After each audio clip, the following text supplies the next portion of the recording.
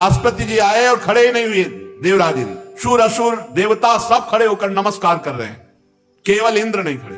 दृष्टि गई, गुरुदेव का अपमान, असत्कार, यहां तक कि हाथ भी नहीं जोड़ा, हिले डुले भी नहीं। वैसे भी त्रिकालदर्शी सर्व समर्थ बृहस्पति जी ने देखा कि घमंड, ऐश्वर्य का घमंड, बस तत्काल वहां से सर नीचा किया, वापस सभा से हो गए। ये बहुत बड़ी हानि हो गई। गुरुदेव का अपमान, सर्वनाश। जब बृहस्पति जी चले गए तब देवराज इंद्र को होश आया कि अरे तो हमने अपमान कर दिया अपने गुरुदेव का। अहंकार आ जाए, घमंड आ जाए तो निश्चित पतन हो जाएगा, निश्चित।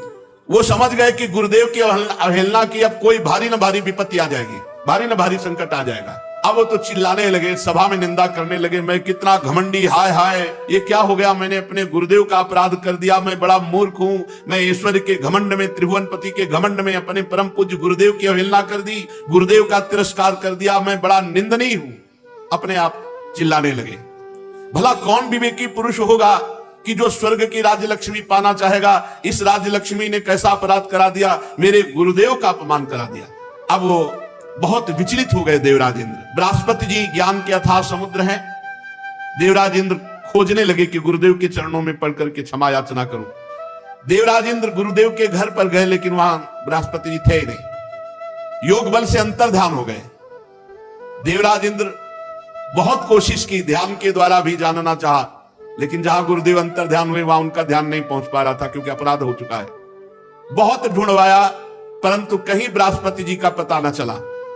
घबरा गए कि जहां ये दैत्यों को पता चलेगा कि बृहस्पति जी त्याग करके देवताओं को चले गए तो आक्रमण कर देंगे, बिना गुरु की रक्षा नहीं हो सकती। अब वो समस्त देवताओं की बैठक बैठा ली देवराज इंद्र ने और कहा कि स्वर्ग की रक्षा होनी चाहिए, क्योंकि स्वर्ग की रक्षा हुई तो त्रिभुवन की रक्षा होगी। बड़ा शांति सभा में कि गुरु बृहस्पति देव के अपमान करने वाले हम देवताओं की अब कोई रक्षा कर सके। इतने में गुप्तचरों द्वारा दैत्यों को पता चल गया कि देवगुरु बृहस्पति और देवराज इंद्र की अनबन हो गई है। देवराज इंद्र ने अपमान कर दिया देवगुरु बृहस्पति का। मदोन्मत्त ताताई असुरों ने अपने गुरुदेव शुक्राचार्य जी को प्रसन्न किया और कहा आदेश दीजिए स्वर्ग पर चढ़ाई करें, और धावा बोल दिया शुक्राचार्य जी का इशारा पाकर। देवताओं पर ऐसे अस्त्रों की वर्षा की, काट काट के फेंक दिया देवताओं को। बहुत बलवान देते, किसी की मस्तक, किसी की जंघा, किसी की बाहु। देवराज इंद्र बचे हुए देवताओं के साथ भागकर ब्रह्मा जी की ब्रह्मलोक पहुंचे। ब्रह्मलोक में शरण ली।